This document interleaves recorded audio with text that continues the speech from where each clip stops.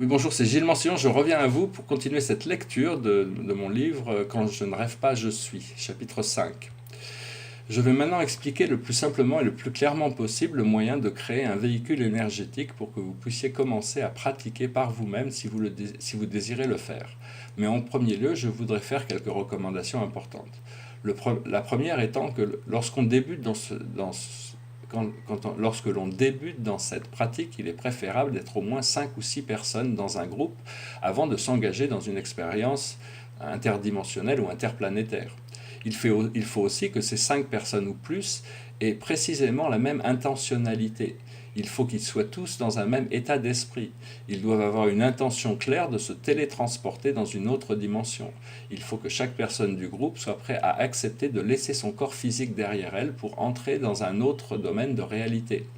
Même si un groupe de 3 personnes pourrait être suffisant, il est préférable au début d'être au moins 5 ou 6 personnes car cela rend le véhicule plus fort, plus fiable, plus stable et plus puissant.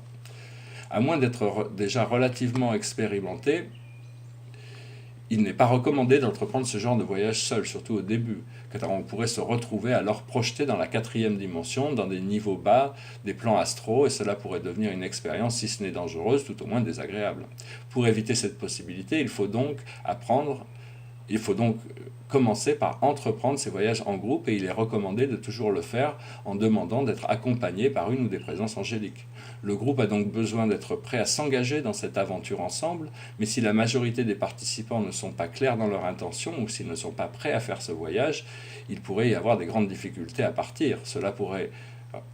Il pourrait y avoir de grandes difficultés à partir, cela pourrait ralentir le procédé de décollage ou même l'empêcher. Il est également grandement préférable, quand on se prépare à faire un voyage interdimensionnel, que tous les participants soient clairs d'esprit et que leur corps soit relativement propre également. Il faut comprendre que au plus nous sommes purs, au plus il sera facile de surfer sur les vagues de l'inspiration et de voyager dans l'univers. Il n'est donc pas recommandé d'entreprendre ce voyage après un gros repas ou sous l'influence de produits intoxicants comme l'alcool ou autre drogue qui empêcherait toute autre expérience que celle de l'effet intoxicant en question. Il est donc recommandé d'être le plus clair possible quand on pratique ce genre de discipline. Il faut aussi trouver un endroit qui soit privé et alimenté en énergie. Il faut trouver une source d'énergie. La planète en est couverte, mais si vous ne savez pas encore où les trouver, aussi bien si vous ne savez pas où en trouver une qui soit privée, il vous est alors possible de créer un point d'ouverture énergétique depuis un lieu choisi n'importe où sur la planète. Les cristaux sont de très bons catalyseurs pour puiser l'énergie de la Terre et rendre l'énergie disponible pour ce genre de travaux. Plus notre vibration personnelle est élevée, plus nous pourrons utiliser, communiquer et échanger avec les minéraux et plus particulièrement les cristaux. Un gros cristal ou plusieurs cristaux rassemblés ensemble peuvent être utilisés à ces fins. Si vous choisissez un cristal pour fournir l'énergie nécessaire à la transportation, le plus important est que le cristal soit ancré physiquement et énergétiquement dans la Terre, afin de pouvoir canaliser l'énergie provenant du centre de la planète pour la rendre disponible au moment voulu. Quand le moment du départ sera venu, la forme énergétique du cristal s'ouvrira et créera des générations d'énergie qui alimenteront le véhicule pour le transport et ce durant toute la durée du voyage. Lorsqu'on choisit d'utiliser un cristal pour une transportation, ce cristal peut être programmé pour une destination spécifique, puis reprogrammé une nouvelle fois quand on décide de changer la destination. La structure cristalline est réceptive à la pensée et répond à des commandes mentales de programmation. Les cristaux sont des entités vivantes qui fonctionnent comme des catalyseurs et des amplificateurs. Les cristaux sont présents sur Terre depuis des millions d'années et détiennent une énorme somme de connaissances qui deviendra ou redeviendra un jour accessible à l'humanité. Si vous n'avez pas de cristaux suffisamment puissants pour servir à la transportation, il est également possible d'en créer un mentalement, grâce à votre intention et votre pouvoir de visualisation, comme nous allons le voir un peu plus loin, mais cela demande un peu plus de concentration. Une fois que l'espace a été rendu privé et que celui-ci est alimenté en énergie, les participants doivent se réunir et s'asseoir en cercle. Ils n'ont pas besoin de se tenir par la main, mais ils doivent se sentir connectés entre eux pour créer un lien énergétique qui va devenir le véhicule pour la transportation collective. Ce véhicule sera un véhicule construit de leur propre énergie, un véhicule fait de l'énergie collective des groupes des participants. Ce procédé se déroule les yeux fermés et une fois que tout le monde est confortablement installé dans une position assise, tous les participants doivent commencer à visualiser le vaisseau fait de leur propre énergie qui les englobe et qui les contient. Il y a aussi besoin d'un pilote ou d'une personne centrale qui va amener le groupe dans cette visualisation et dans cette aventure. Ceci peut être fait directement par une personne qui dirige l'expérience de visualisation, ou bien cela peut être aussi enregistré préalablement. Cette personne centrale guide donc le groupe et le fait entrer dans un état de relaxation et de transe légère jusqu'à atteindre un niveau confortable de fréquence alpha, en même temps que chaque participant commence à formuler mentalement le vaisseau et le visualise. Tous les participants doivent être donc assis en cercle avec les yeux clos, ayant tous accepté une destination vers laquelle ils ont décidé de se projeter collectivement. Personnellement, je choisis toujours de commencer par une déclaration d'intention et une invocation de révérence et de salutation à la source divine, ainsi que par une expression de gratitude pour les expériences que nous sommes sur le point de vivre dans ce voyage. J'invite alors mes guides et tous les guides de tous les participants. Je les remercie de leur participation, leur support, leur assistance dans la réalisation de ce voyage pour qu'ils nous apportent ce que nous cherchons et qu'il soit le plus agréable possible. Je demande que le groupe soit guidé et que nous recevions une expérience de sagesse provenant de la dimension que nous nous préparons à visiter. Puis je demande à chacun de se concentrer pour invoquer et sentir une force ou une énergie qui nous connecte pour créer le vaisseau qui nous enveloppe et qui est fait de notre propre énergie. Cela devient le vaisseau utilisé pour la transportation et donc un véhicule qui est fait de l'énergie psychique de tous les participants. Selon les cas et si nécessaire, il peut arriver que je sente le besoin d'utiliser diverses techniques de visualisation plus élaborées pour aider les débutants à manifester leur véhicule et à se concentrer avec l'énergie du centre de la Terre. Une de ces techniques peut être de faire voyager mentalement le groupe préalablement vers une grotte dans une montagne que nous pénétrons ensemble et qui débouche dans une caverne spectaculaire à l'intérieur de la Terre qui est un champ de cristaux clairs géants illuminés d'une magnifique lumière bleue. Cette lumière est alors reflétée et amplifiée par chacun des cristaux. Cette lumière vient se connecter avec l'énergie du groupe pour interagir avec le véhicule énergétique formulé mentalement par chacun des participants et permet alors la transportation.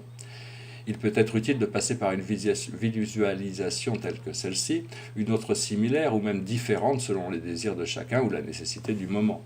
Cela peut aider à renforcer le lien entre l'énergie du groupe et l'énergie provenant du cœur de la mère Terre, qui alimente le vaisseau pour la transportation.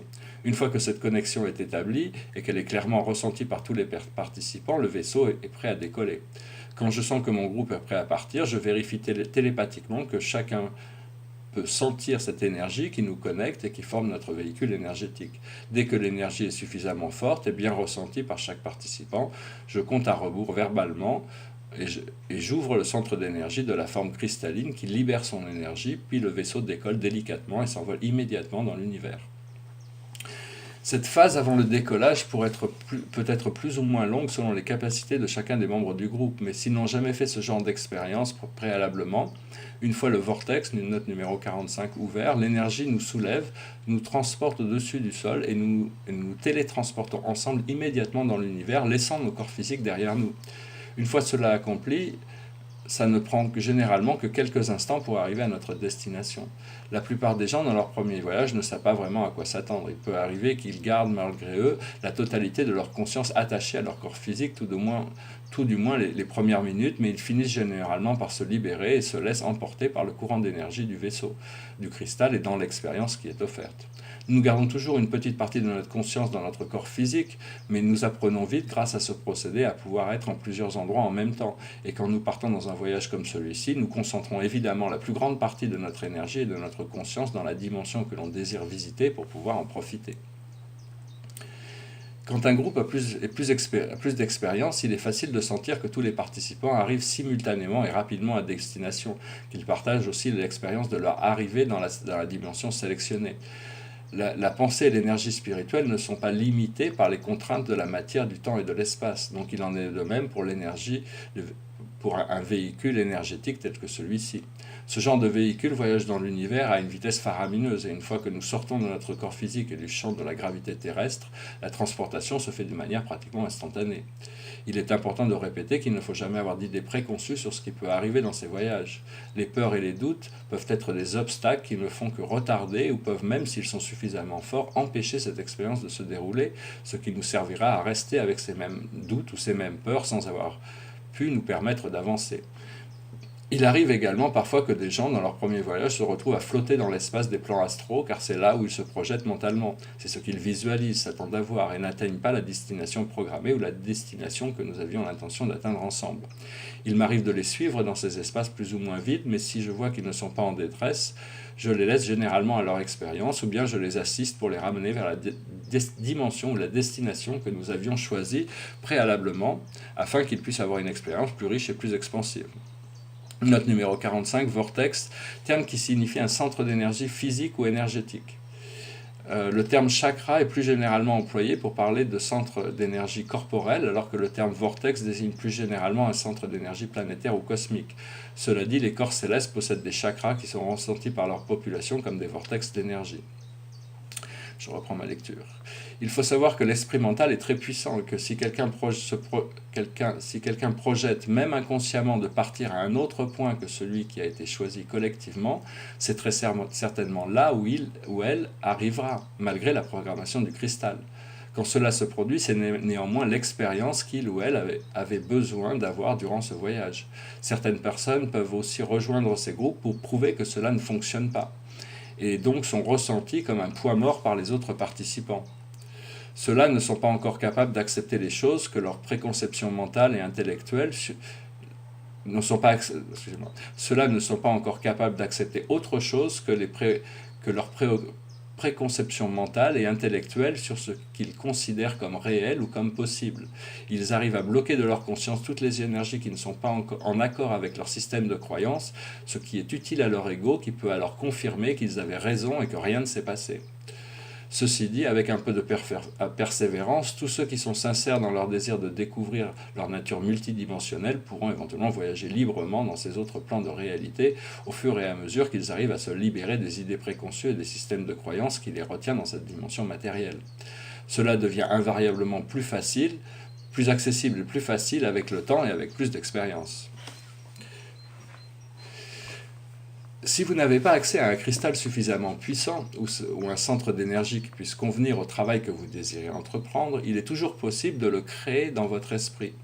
Mais dans ce cas, il est fondamental que tous les participants visualisent et créent ce cristal simultanément dans leur propre esprit mental grâce à leur pouvoir de visualisation, ou bien passent par un champ de cristal souterrain pour partir directement de là-bas comme je l'ai évoqué.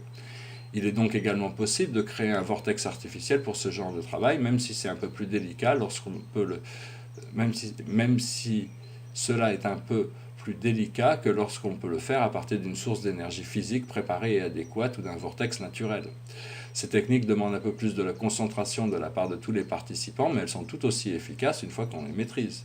Si l'on choisit de créer mentalement un cristal pour l'occasion, au centre du groupe pour alimenter le vaisseau, il est donc important que dans ces conditions, le temps nécessaire soit donné à tous les participants pour qu'ils puissent tous visualiser ce cristal, qu'ils puissent bien sentir le lien d'énergie les reliant entre eux et également le lien reliant le cristal dûment créé dans leur esprit.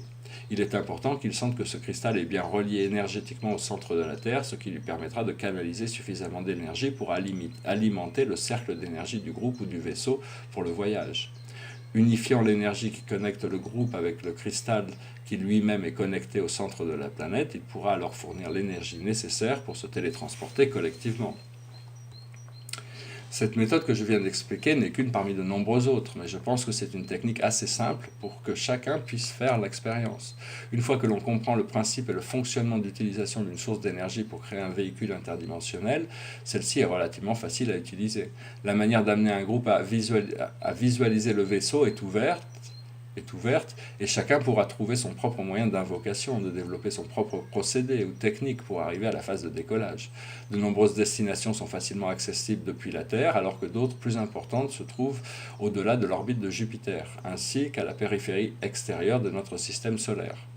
Je conseille à tous de profiter de ce moment important pour commencer à pratiquer cette discipline spirituelle afin d'apprendre les mécanismes de transport vers et dans d'autres dimensions de réalité. J'espère que ces explications sont assez simples pour le moment afin de vous permettre de comprendre les principes de cette pratique pour que vous puissiez tenter l'expérience par vous-même. J'espère que vous vous engagerez pour expérimenter cela personnellement et que cette pratique créative vous sera également bénéfique et utile dans votre vie quotidienne. J'espère aussi que vous trouverez l'inspiration pour persévérer dans cette discipline, car c'est vraiment avec un peu plus de pratique que l'aventure devient véritablement extraordinaire.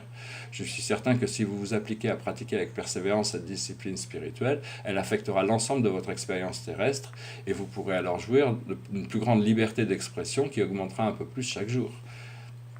J'espère que vous vous emploierez à pratiquer par vous-même ces voyages afin de mieux comprendre votre connexion au monde spirituel.